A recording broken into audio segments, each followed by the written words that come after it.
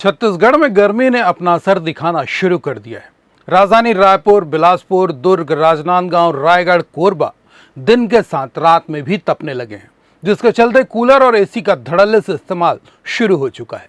सर्द मौसम की वजह से राज्य के विद्युत उपभोक्ताओं को भले ही बिजली बिल का झटका महसूस नहीं हुआ, लेकिन इस महीने से बिजली का असल झटका छत्तीसगढ़ के लोगों को लगेगा ही। इस हकीकत से इनकार नहीं किया जा सकता। CGNN लाइव में आप सभी दर्शकों का स्वागत है। मैं हूं अभिषेक दुबे। राज्य के सभी उपभोक्ताओं को अच्छे से याद होगा कि छत्तीसगढ़ में बिजली बिल हाफ योजना को विष्णुदेव सरकार ने और हाफ कर दिया है। यानी पहले जो 400 यूनिट तक की खपत पर उपभोक्ताओं को बिजली बिल हाफ योजना के तहत छूट मिलती थी, अब केवल 200 यूनिट तक की खपत पर ही मिलेगी, वह भी महज 1 साल तक, यानी 2026 के बाद किसी तरह की छूट लागू नहीं होगी।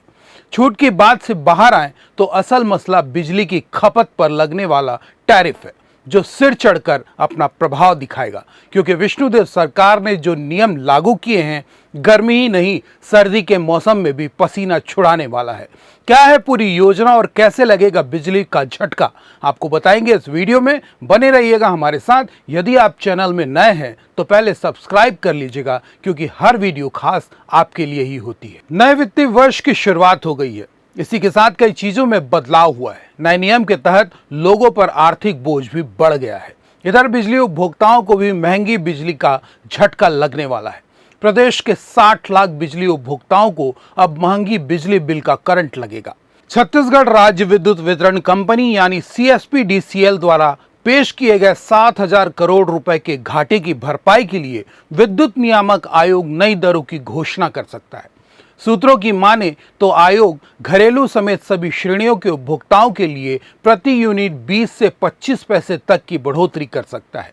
CSPDCL ने घाटे की भरपाई के लिए दरों में 24% की भारी वृद्धि का प्रस्ताव दिया था, लेकिन जनसुनवाई और समीक्षा के बाद आयोग इसे अधिकतम 8% तक सीमित रख सकता है। सही मायने में देखा जाए तो सरकार की प्राथमिकता राज्य का आम उपभोक्ता होना चाहिए, लेकिन जिस तरह की चर्चा हो रही है, राज्य के आम उपभोक्ताओं के साथ दोयम दर्जे का बर्ताव हो रहा है।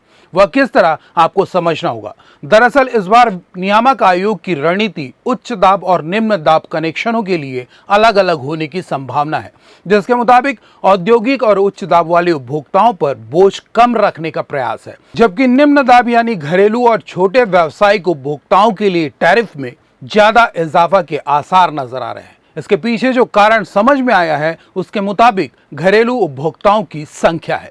लिहाजा पूरी वसूली और घाटे की भरपाई का जरिया राज्य के आम उपभोक्ताओं को बनाने का प्रयास हो रहा है। अब जरा प्रचलित टैरिफ पर नजर डालें तो 100 यूनिट तक 4.10 रुपए प्रति यूनिट, 101 से 200 यूनिट तक 4.20 रुपए प्रति यूनिट, 201 से 400 तक 5.60 रुपए प्रति यूनिट, 401 से 600 तक 6.60 रुपए प्रति यूनिट और 601 से ज्यादा होने पर 8.30 रुपए प्रति यूनिट की दर से राज्य की आम जनता को बिजली मुहैया कराई जा रही है।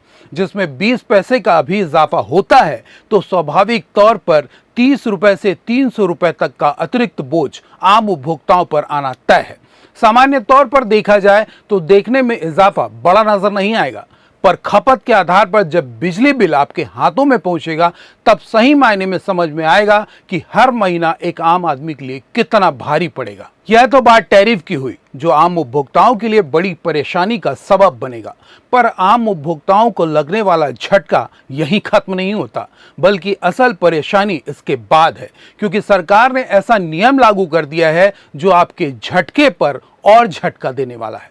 दरअसल विष्णुदेव सरकार ने प्रदेश में TOD यानी टाइम ऑफ डे टैरिफ की एक नई व्यवस्था लागू की है, जिसके मुताबिक सुबह 9 बजे से शाम 5 बजे तक बिजली की दरों में 5% की छूट दी जाएगी।